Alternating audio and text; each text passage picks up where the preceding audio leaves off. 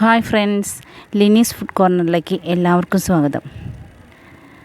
Mutton ബോട്ടി കറിയാണ് നമ്മുടെ ഇന്നത്തെ സ്പെഷ്യൽ റെസിപ്പി.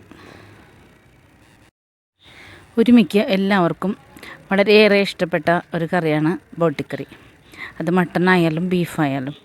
പിന്നെ ഇത് നമ്മൾ ഷാപ്പിലെ ബോട്ടിക്കറിയുടെ ആ ഒരു സ്റ്റൈലിലാണ് നമ്മൾ ചെയ്യുന്നത്.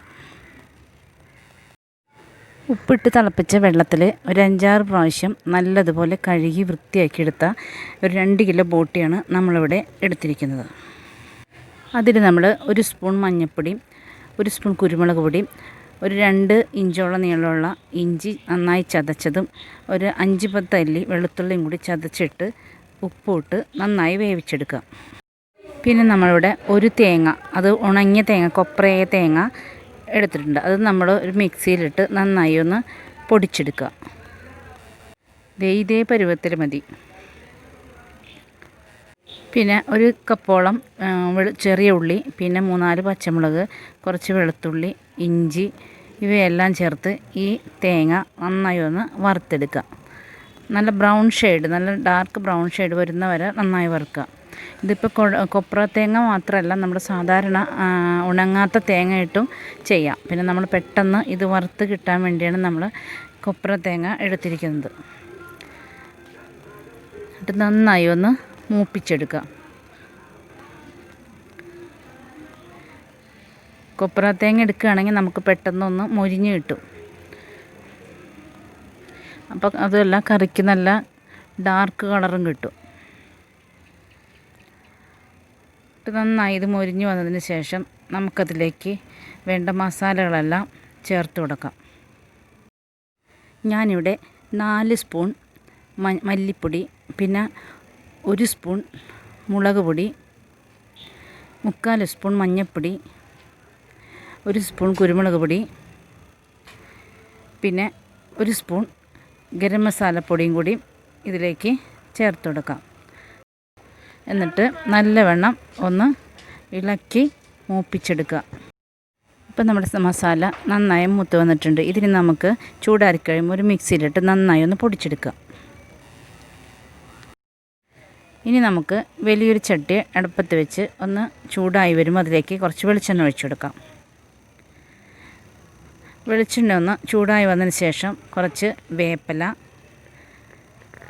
കൂടെ കുറച്ച് ഇഞ്ചിയും വെളുത്തുള്ളിയും ചതച്ചത്, പിന്നെ 2-3 പച്ചമുളക്, പിന്നെ ചെറിയുള്ളി ഒരു 1/2 കപ്പ് അരിഞ്ഞത്, അതും കൂടി മൂത്ത് വരുമ്പോൾ അതിലേക്ക് നമ്മൾ അരിഞ്ഞു വെച്ചിരിക്കുന്ന ഒരു 3 സവാള അതിലേക്ക് ചേർത്ത് കൊടുക്കുക.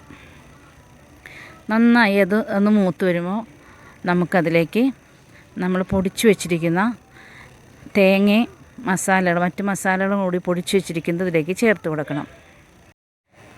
മാത്രമല്ല, നമ്മൾ ബോട്ടി വെന്തതിൻ്റെ കൂടെ കുറച്ച് ചേനയും കൂടി, ഒരു 1/2 കിലോ ചേന ചെറുതാക്കി കഷ്ണങ്ങളാക്കിയത് ഇട്ട് കൊടുത്ത് കൂടി വേവിച്ചാണ് വെച്ചിരിക്കുന്നത്.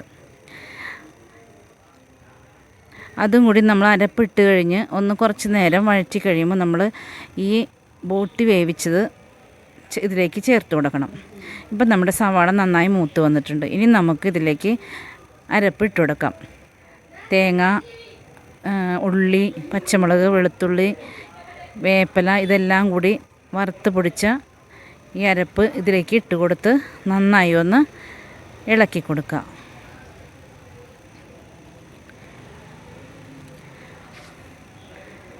അതൊന്ന് നന്നായി മൂത്ത് വരുമ്പോൾ അതിലേക്ക് നമുക്ക് വേവിച്ച് വെച്ചിരിക്കുന്ന ചേനയും ബോട്ടിയും കൂടി ചേർത്ത് കൊടുക്കാം. ഈ ബോട്ടിയിൽ നല്ല നെയ്യുള്ളത് കൊണ്ടാണ് നമ്മൾ ചേന ചെറിയ പീസാക്കി ഇതിലേക്ക് ചേർത്ത് കൊടുത്തിരിക്കുന്നത്. ഈ സമയത്ത് നമുക്കിതിൻ്റെ ഉപ്പ് കറക്റ്റ് ചെയ്യണം. കൂടെ നമുക്കിതിലേക്ക് ഒരു സ്പൂൺ വിനാഗിരിയും കൂടി ചേർത്ത് കൊടുക്കണം. എന്നിട്ട് നന്നായി ഒന്ന് ഇളക്കി മിക്സ് ചെയ്യാം. ഉപ്പ് നോക്കിയിട്ട് വേണം ചേർത്ത് കൊടുക്കാനായിട്ട്. കാരണം നമ്മൾ ഉപ്പിട്ട് വേവിച്ചത് കൊണ്ട് വേണമെങ്കിൽ മാത്രം നമ്മൾ ചേർത്ത് കൊടുത്താൽ മതി. ഇപ്പം നമുക്ക് ചേനയുടെ സ്ഥാനത്ത് ഏത്തക്കായ ഇതുപോലെ തന്നെ ചെറുതാക്കി മുറിച്ചിട്ട് കൊടുത്താലും നല്ല ടേസ്റ്റായിരിക്കും. ഇനി നമുക്ക് നന്നായി ഒന്ന് തിളച്ച് കുറുകുന്നത് വരെ നമുക്കൊന്ന് വെയിറ്റ് ചെയ്യാം. ഈ സമയം നമുക്ക് കുറച്ച് വേപ്പിലയും കൂടി ഇതിലേക്ക് ഇട്ട് കൊടുക്കാം.